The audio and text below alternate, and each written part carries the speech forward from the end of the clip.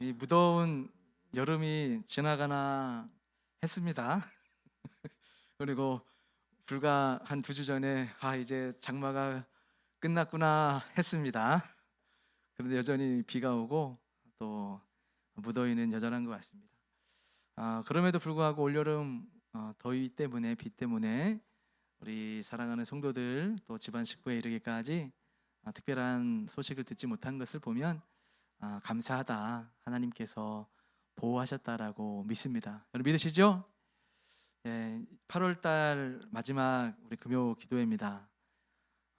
항상 이 8월 달이 지나갈 때 목회자들은 찬바람이 슬슬 불 때 항상 마음이 싱숭생숭해요. 왜냐하면 모든 직장 생활하시는 분들도 그렇겠지만 저는 사실 어느 교회든지 교육자로 있었을 때는 들어가면 항상 그곳을 마지막에 있을 사람처럼 있었어요. 그래서 한인교회 때도 그 교회에서 나가라고 할 때까지 있었고 그때 나갈 수밖에 없는 상황이었어요. 그리고 3일교회 오기 전에 또 아무개 교회에서 4년 동안 열심히 사역하다가 또 하나님이 3일교회라는 또 기회를 주셔서 또 죽어라 열심히 늘 있을 듯이 생활하다가 개척의 길을 여셔서 예수원 교회로 왔습니다. 그럼에도 불구하고 있는 곳에는 끝까지 오랫동안 그곳을 사랑하며 지냈는데 가을만 되면 싱숭생숭했습니다. 그 이유는 뭐 연애를 하지 못하는 분들은 이 옆구리가 허전하다 뭐 이런 농담도 했지만 우리 목회자들은 이제 새해를 맞이할 쯤 되면 여기 더 있어야 되나, 이동을 해야 되나, 나는 있고 싶은데 교회에서 나가라고 하진 않을까, 뭐 별의별 생각들을 실제로 많이들 해요. 그래서 8월 달은 다음을 준비하는 그러한 시기이기도 합니다. 여러분들은 어떻게 지금 보내고 계신지 모르겠습니다. 항상 저는 그렇게 생각을 해요. 주님께서 특별한 징조를 보여주기까지는 우리 주님께서 이곳에 있으라라는 그 뜻으로 충성하고 감사하고 그렇게 있는 것이 정말 잘 있는 것 같아요.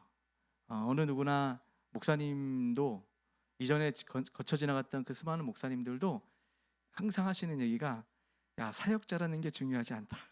내 옆에 있어 나오라고 항상 그런 얘기들을 많이 하셨어요. 그만큼 이 땅을 살아가면서 사람이 그립고 마음 나눌 사람이 그립고 그만큼 정을 깊이 쌓기가 어려운 시대에 목사님들도 툭툭 던졌던 그런 마음들이 아니었나라는 생각도 하게 됩니다.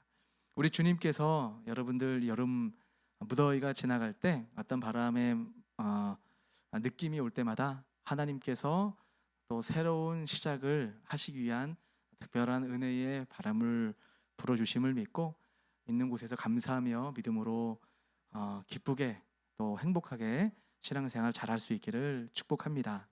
자, 오늘 여러분들하고 오늘 나누고자 하는 말씀은 나의 도움이 어디서 오나, 시편 121편입니다.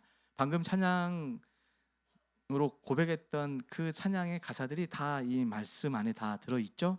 그래도 하나님 말씀을 경외하는 마음으로, 사랑하는 마음으로 같이 좀 교독하도록 하겠습니다. 저와 여러분이 한 절씩 교독할까요? 내가 산을 향하여 눈을 돌리라. 나의 도움이 어디서 올까? 여호와께서 너를 실족하지 않게 하시며 안이하게 하시며 너를 지키시는 이가 졸지 아니하시리로다.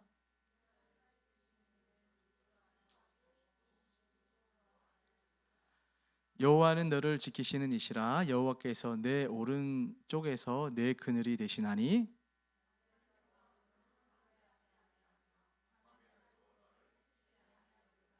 여호와께서 너를 지켜 모든 환난을 면하게 하시며 또 내 영혼을 지키시리로다.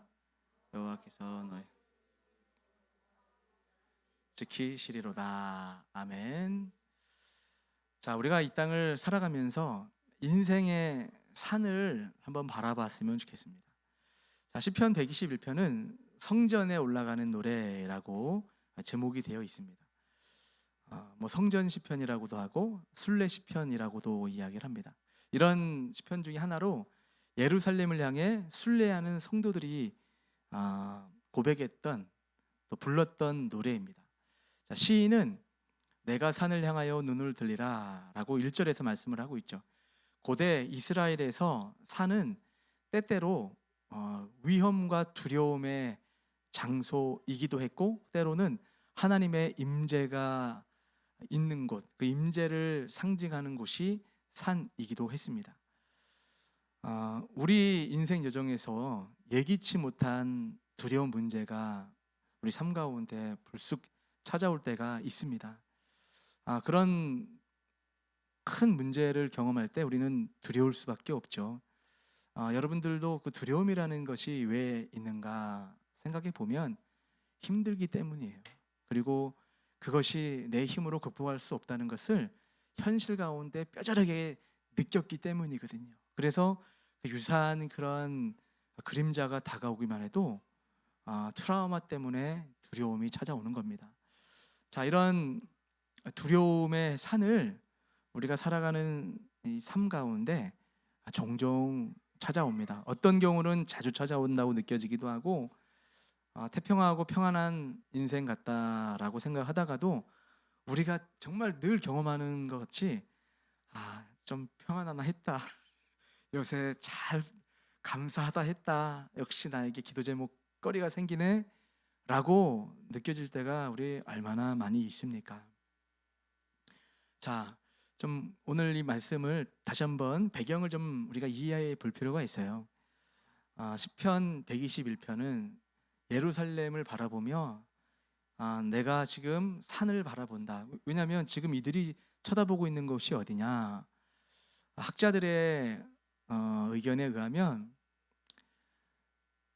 바벨론 포로 막바지, 아직 바벨론에서 잡혀서 지금 종살이하고 있는 상황 가운데 예루살렘을 바라보며 우리가 다시 예루살렘에 돌아가서 그 성전에서 주님의 은혜를 경험하고 하나님의 백성답게 참된 기쁨 가운데 살아야 될 터인데, 이 바벨론 이 포로로서 이 고생 고난을 겪고 있는 우리의 처지가 얼마나 한탄스러운가라는 이 마음을 품고 시편 121편을 지금 노래하고 있는 거예요.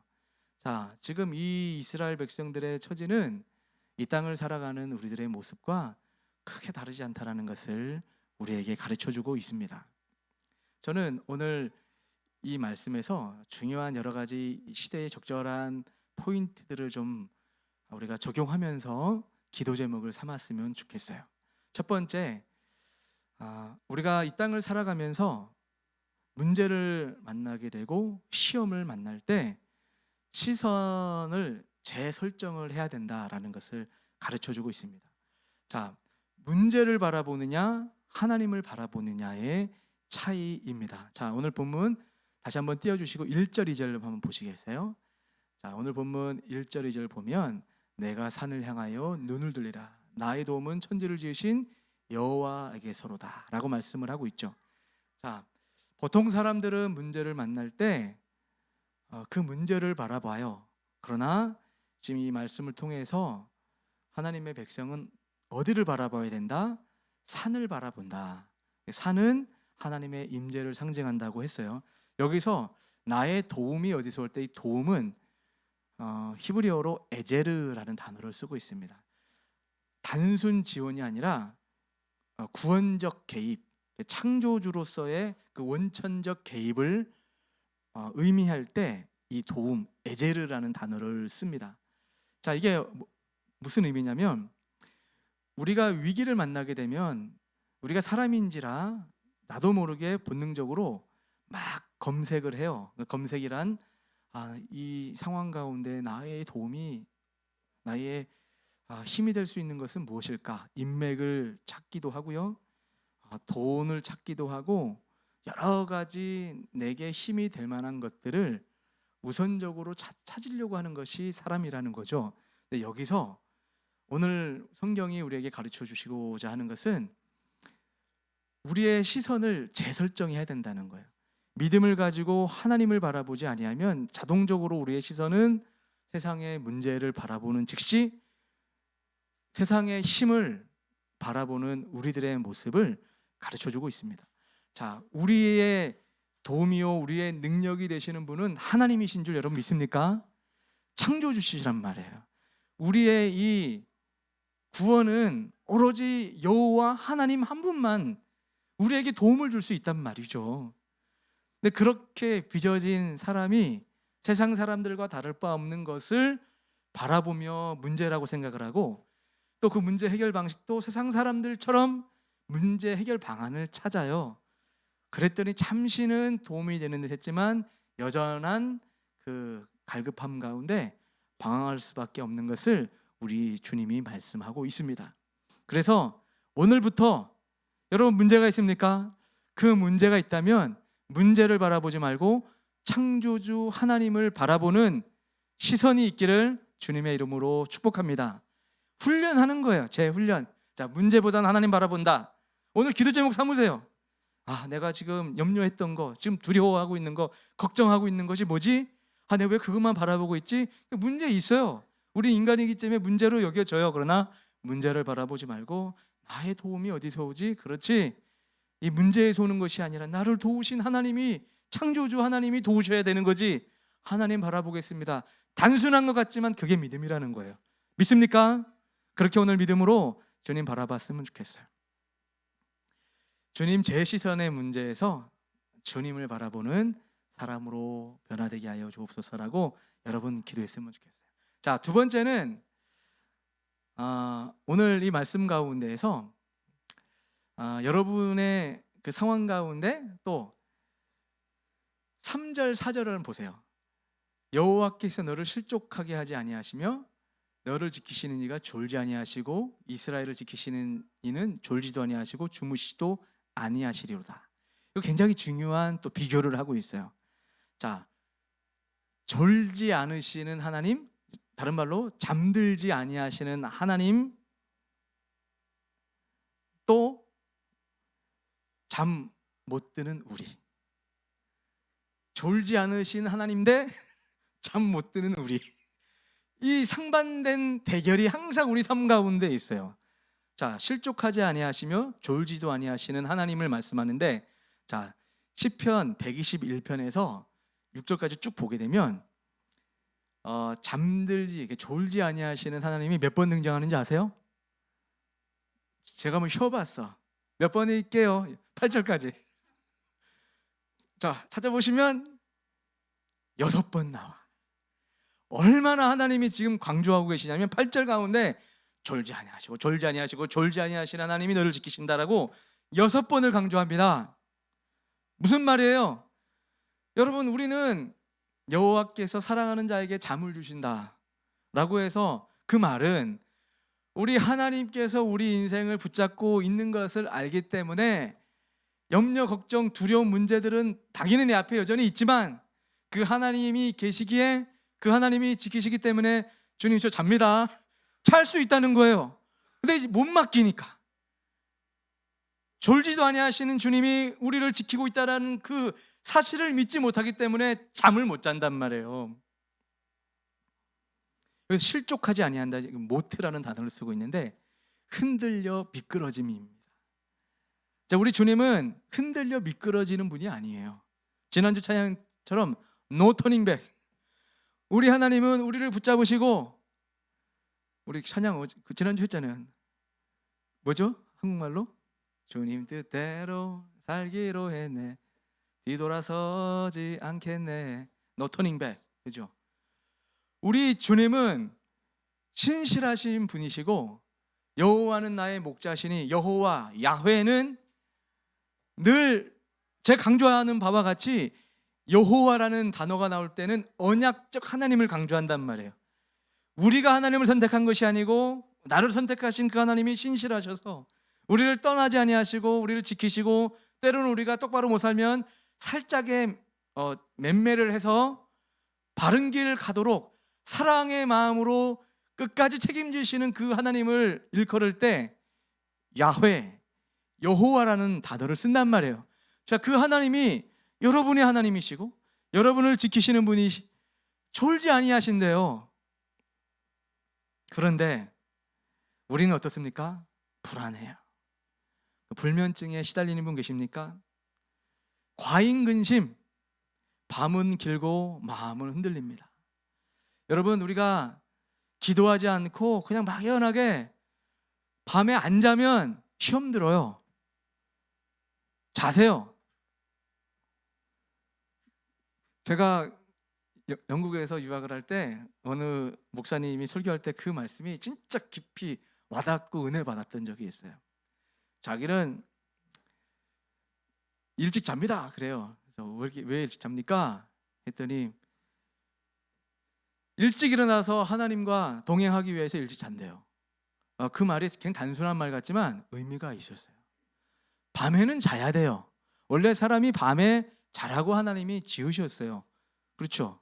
그런데 밤에 안 자니까 원래 밤이라는 그 분위기 자체가 기도하는 건 달라요. 밤새 기도하는 것은 아름다운 믿음의 모습일 거라 생각하지만 기도하지 않고 쓸데없이 자지 않고 있으면 어디에 빠지는지 아십니까? 인터넷에 빠집니다. 핸드폰 만지작 하다가 제가 알고 있는 어느 성도님이 밤에 일찍 안 자고 핸드폰 하다가 핸드폰이 떨어져가지고 여기 코 있는데 찢겼던 어떤 성도가 있어요. 하나님이 때리셨어요. 하나님 말씀 들으라고 이 자리에 있습니다. 하다가 훅 떨어져가지고 눈이나 이빨이 안 떨어져서 다행이지 다 하나님이 일을 잘하는, 주님 바라보고 기도하다 잠이 들어도 시원찮을 마당에 주님께 기도하는 거는 이미 잊은 채 우레고 불 다 끄고 핸드폰으로 알람 맞추고 잠잘 때까지 핸드폰 하다가 그렇게 살고 있다면 여러분, 저주의 말이 아니라 여러분 인생 힘들어집니다. 힘들어져요. 잠 못 드는 여러분이라니까요. 주님 믿고 밤에는 주무셔야 돼요. 그래서 오늘부터 걱정 목록을 작성하세요. 그리고 맡김 기도를 써보세요. 제가 여러분께 진짜 사랑의 실천적 권면을 하나 드릴게요. 제가 신앙생활 한참 청년의 시기 때부터 할 때 하나님께 기도 노트를 적었어요. 도서관에 딱 앉으면 공부 잘 안 되잖아요, 처음에. 그러면은 앉아. 그래서 이렇게 편지를 쓰시게, 주님, 저 요새 힘들어요. 왜 이러세요? 써놔. 내려가. 그러면서 그래도 주님 돌아보니 감사하네요. 돌아보니 저 같은 인생을 붙잡아 주신 게 또 은혜네요. 주님, 근데 이거 저 도와주셔야 되겠는데요. 이렇게 주님 앞에 진심으로 편지를 정말 많이 썼어요. 근데 그런 그 시간들이 여러분 얼마나 신앙을 하나님 중심으로 집중시키는지 몰라요. 이게 잘하는 습관이나 잘하는 거다라는 의미가 아니라 여러분이 살아보면 우리가 보통 공부도 논문도, 저도 이제 논문을 쓰고 있지만 생각 가운데 좋은 그래 이런 것을 써야 되겠다 아이디어 인사이트가 몰려올 때 페이지에다가 메모해 놓지 않으면 그냥 날아가요. 그래서 사람은 메모하는 습관, 이것을 문서화를 해야 구체적으로 뭔가가 나오지 않습니까? 똑같아요. 여러분이 근거도 없는 실체 없는 걸 가지고 그냥 나 행복한 것 같아, 좋은 것 같아 하다가 이런 식으로 믿는 사람은 또 금방 염려 걱정 몰려오면 하나님 어디 계십니까? 라면 불안해하고 걱정한단 말이에요. 여러분이 정말 하나님 앞에 말씀에 근거해서 하나하나 써보세요. 오늘부터 걱정 목록을 작성하세요. 그 나쁜 거 아니에요. 걱정 목록. 그래, 걱정 목록을 이렇게 화살표하고 맡김 목록으로 바뀌시면 돼요. 주님, 예수온교회 어떻게 할까요? 저 지금 이렇게 이 상황에 이사 가는 게 맞나요? 잠을 못 자서 일주일 동안. 솔직한 말로 일주일 동안 와서 예배당에 있으면서 우리 성도들과 함께 정들여서 이렇게 벽 보세요. 얼마나 깨끗해. 전국 어디 가도 이렇게 이쁘게 깨끗하고 간판 저렇게 이쁘고 앞뒤로 성도들의 이 땀과 수고, 또 이 제 방에 들어갔을 때 책들 쌓여 있는 것 여러 가지를 보면서 지금 집중해야 될 때에 이사한다고 에너지 엉뚱한 데 쓰는 거 아닌가 이런 생각이 또 밀려오기도 하고, 지금 뭘 잘하자고 가는 걸까 이런 생각이 들어오기도 했어요. 근데 그것도 사실이에요. 그러나 그런 생각을 들어올 때 기도했어요. 그리고 또 작성하고 하나님이 마음을 주셨어요. 그것보다 더 중요한 뜻이 있다라는 감동처럼 하나님께서 메시지를 주시는 것 같더라고요. 그렇게 저는 걱정 목록을 맡긴 목록으로 맡겼더니 또 살만하더라고요. 아, 그래, 하나님께 맡기니 또 하나님이 하시겠지, 하나님의 선한 뜻이 있을 줄 믿습니다 라고 맡겼습니다. 자, 오늘부터 내가 할 일, 여러분이 염려하는 거 적으세요. 여러분이 염려하는 거 리스트업 하세요. 그거 좋은 거예요. 근데 그것을, 염려를 결국은 화살표, 맡긴 목록으로 바꾸면, 아, 내가 지금 나 스스로 걱정하고 있구나.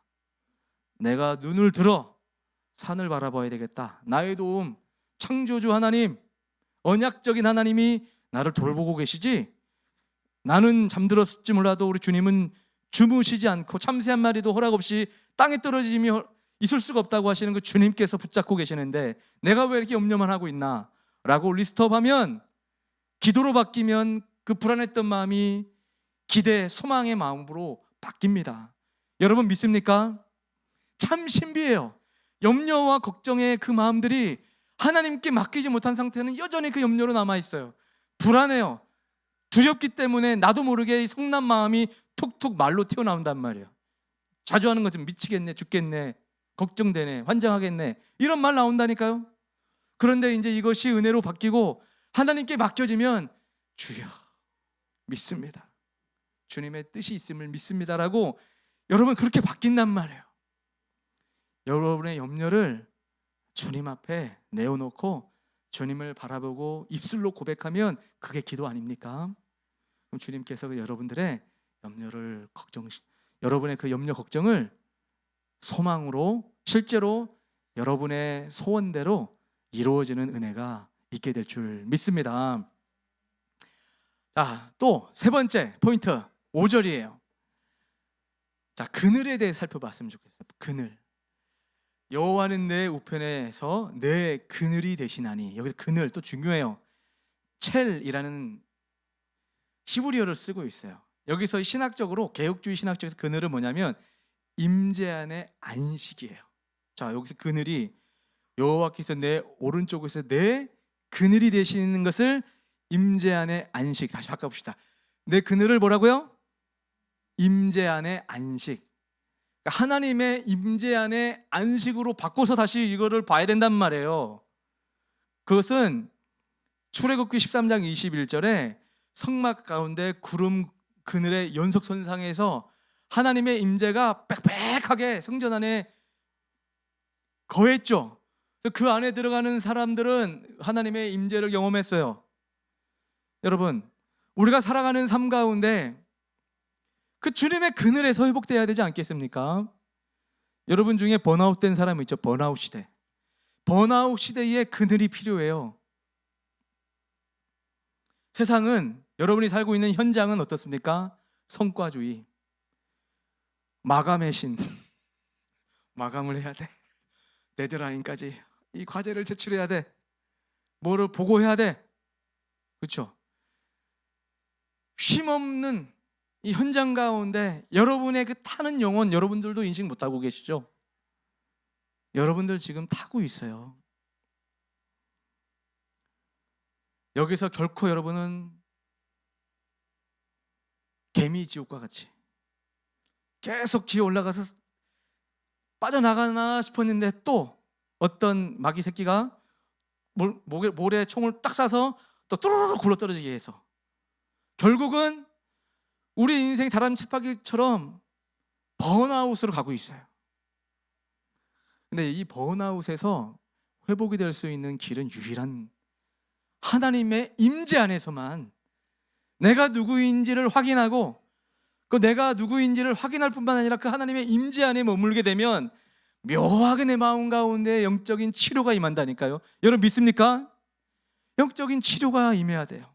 지금 이 시간 여러분들 상황과 문제 가운데 그 고민하고 두려워하고 있는 그 문제를 주님한테 갖고 오세요. 성전이 하는 역할이 뭡니까? 구약시 성막이 하는 역할이 뭐예요? 삶 가운데 염려, 걱정, 불안한 것들, 다 죄악의 문제들 성막으로, 제사장들이 있는 성막에 가져와서 예배를 드리는 거예요. 그곳에 하나님의 임재가 임했죠. 그래서 하나님의 뜻에 맞게 제사를 드리면 하나님의 기쁘심이 되는 제사가 되었다라고 말씀을 하고 있습니다. 오늘 여러분들이 가지고 있는 삶의 염려, 걱정, 두려운 문제들, 우리의 영적인 주인 되신 지금 우리 예수원교회 센터 되시는 성령 하나님이 이 자리에 임재하고 계십니다. 임재하고 계신 주님 앞에 쏟아 놓으세요. 왜 기도하지 않느냐 말이죠. 여러분, 기도하지 않고 살고 있는 자체가 교만이에요. 다른 말로 하면 이렇게 살아도 괜찮다고 스스로 착각하고 있는 기만의 삶을 살고 있다니까요. 하나님을 정말 알고 내가 얼마나 죄인인 줄 알고 하나님의 크심을 알면, 주님, 나 진짜 한 걸음도 똑바로 못 가겠어요. 진짜 하루 이렇게 행복했는데 그 다음날 또 힘드네요. 계속 반복돼요. 근데 여러분, 그거 괜찮은 거예요. 그럴 수 있어요. 근데 그런 문제가 있을 때 우리 주님이 그냥 있는 게 아니란 말이에요. 우리를 이해하시고 위로하시고 넘어질 것을 하시고 또 격려하시는 그 하나님의 마음으로 우리에게 다시 한번 일으켜주시는 그 하나님의 임재, 성령의 기름 부으심이 하나님의 임재 가운데 있다라고 우리에게 말씀하고 있습니다. 여러분 믿습니까? 자, 그러면 또 여러분들에게 적용을 알려드리도록 하겠습니다. 뭘 해야 되냐? 오늘부터 한 주간 안식 실험을 하도록 하겠습니다. 일주일에 1시간씩 폰 비행기 모드, 뭐 미디어 금식이라고 뭐 이렇게들 얘기도 하지만 폰 비행기 모드, 그리고 시편 121편을 읽듯이 하나님을 묵상하는 거예요. 제가 저와 살고 있는 한 여인과 결혼을 했을 때 초반에 계속 이제 결혼했으니까 부부 싸움을 자꾸 하는 거예요. 대체적으로 행복하게 잘 살지만 그 부부 싸움을 하는 이유는 이 사람이 나랑 평생 살 사람이기 때문에 처음부터 세상 말로 길을 들인다. 나의 입장을 바꿀 필요가 없다. 나 이거 무조건 어떤 방법을 당근도 주고 채찍도 주면서 어쨌든 내 방식을 관철시킨다, 이런 방식으로 했죠.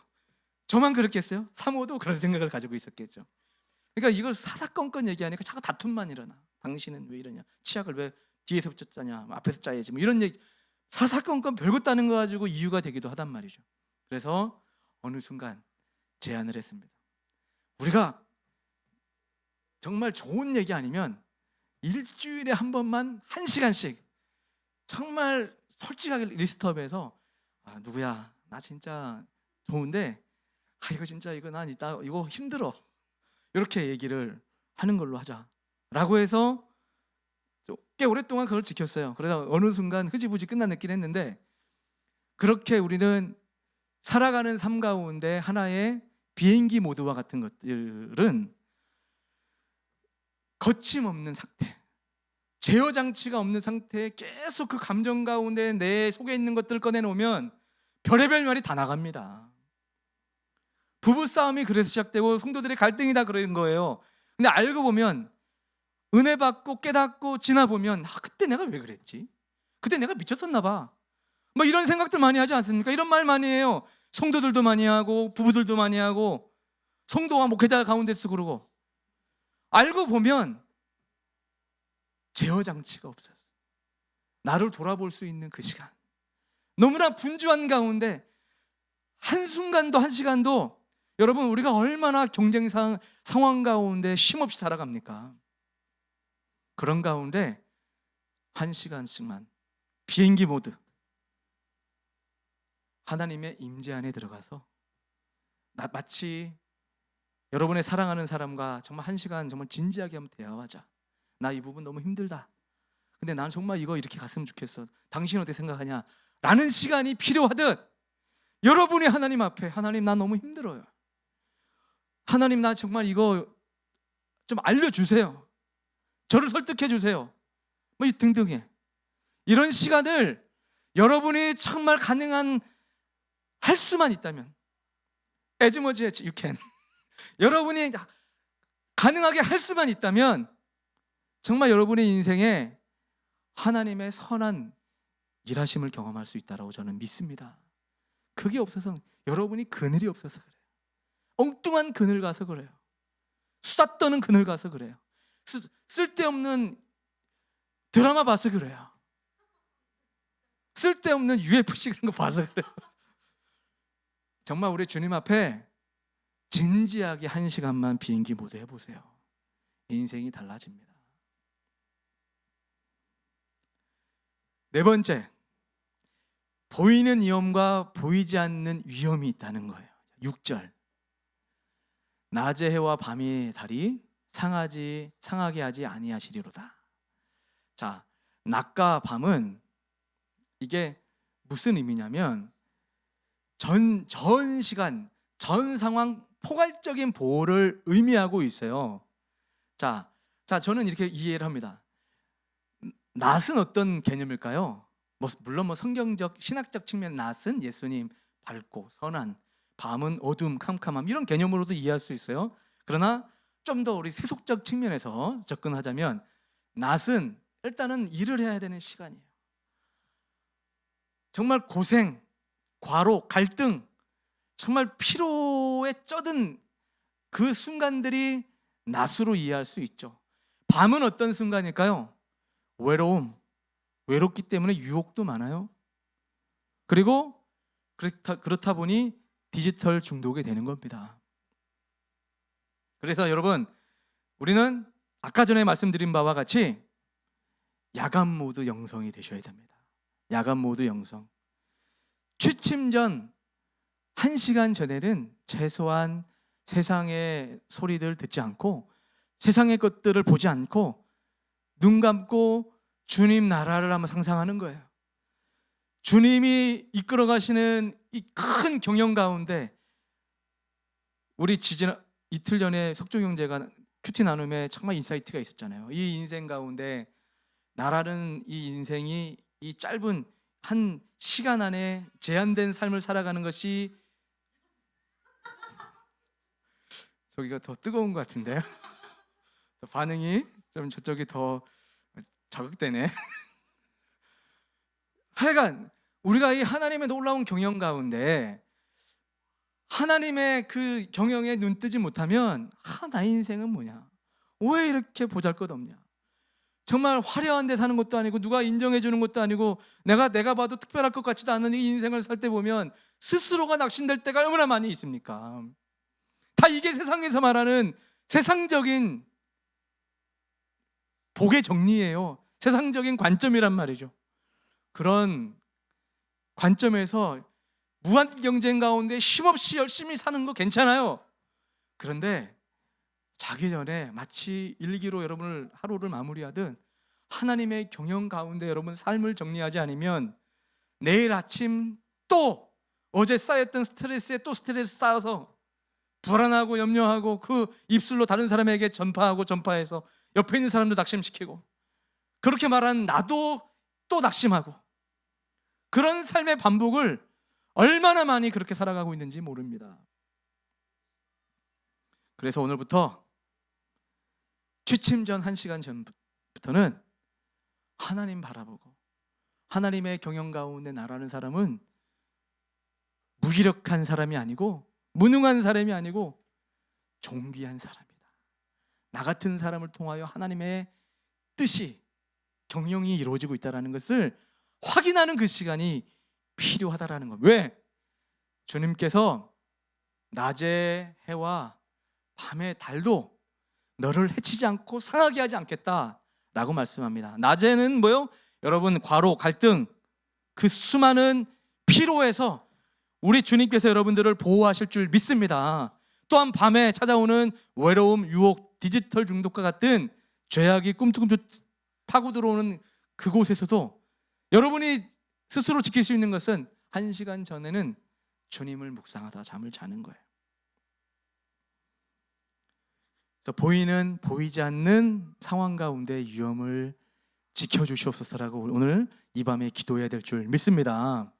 자, 또 7절을 보게 되면 또 중요한, 7절 중요하니까 읽어볼까요? 같이 7절 시작.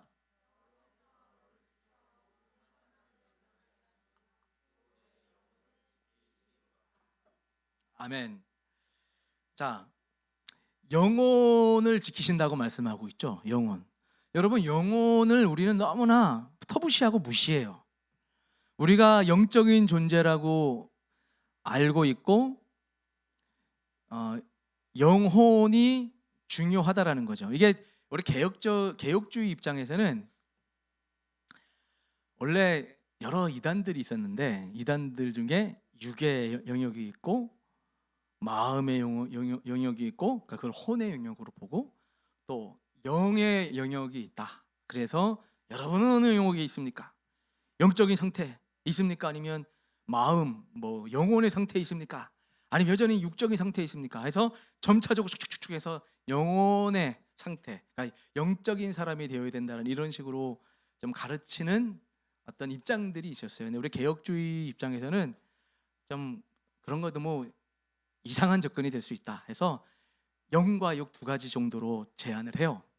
근데 여기서 중요한 거, 우리의 영혼이 중간지대는 없어.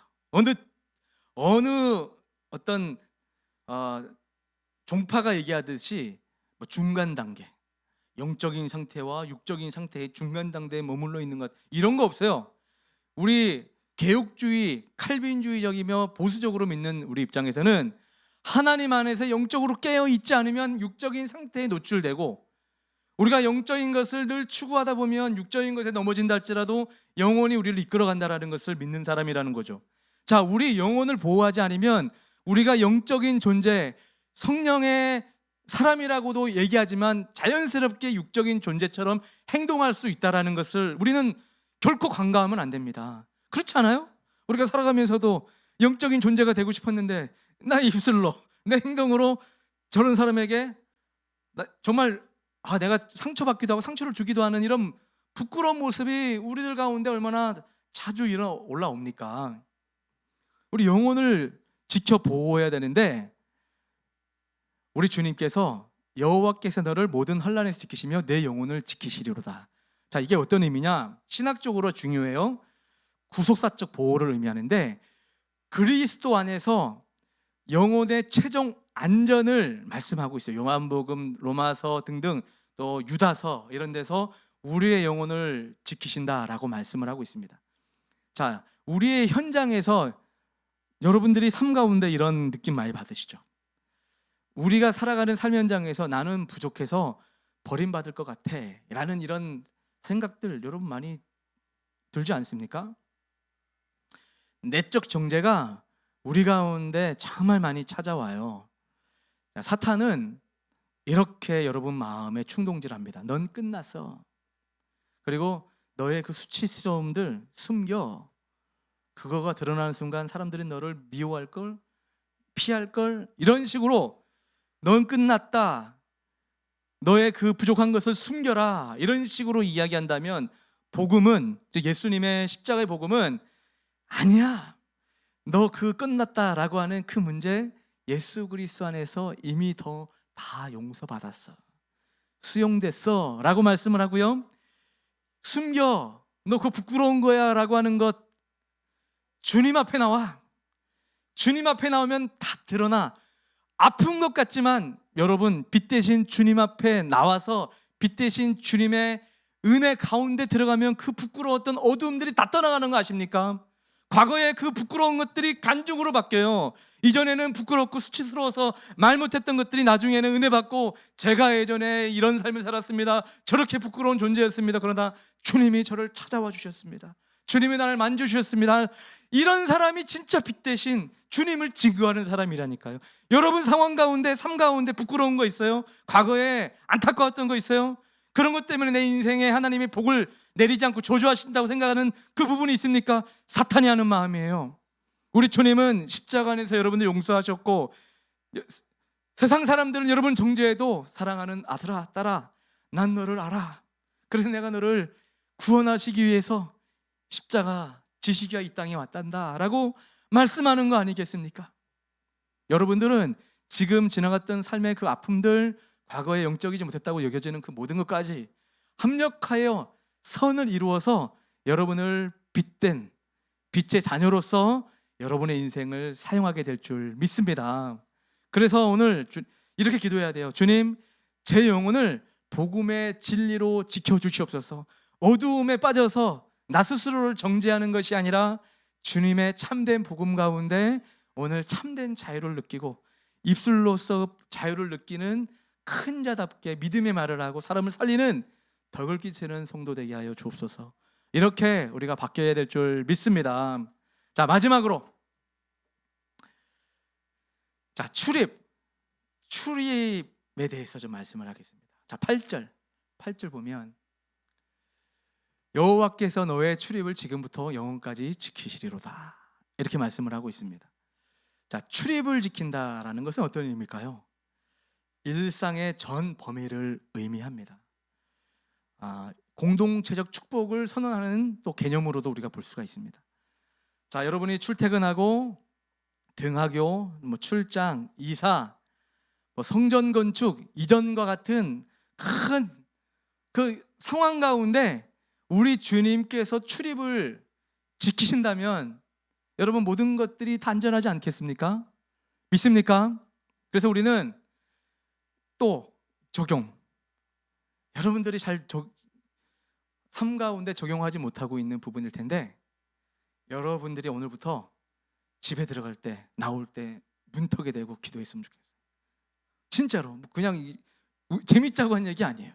주님, 저의 출입을 지켜주시옵소서.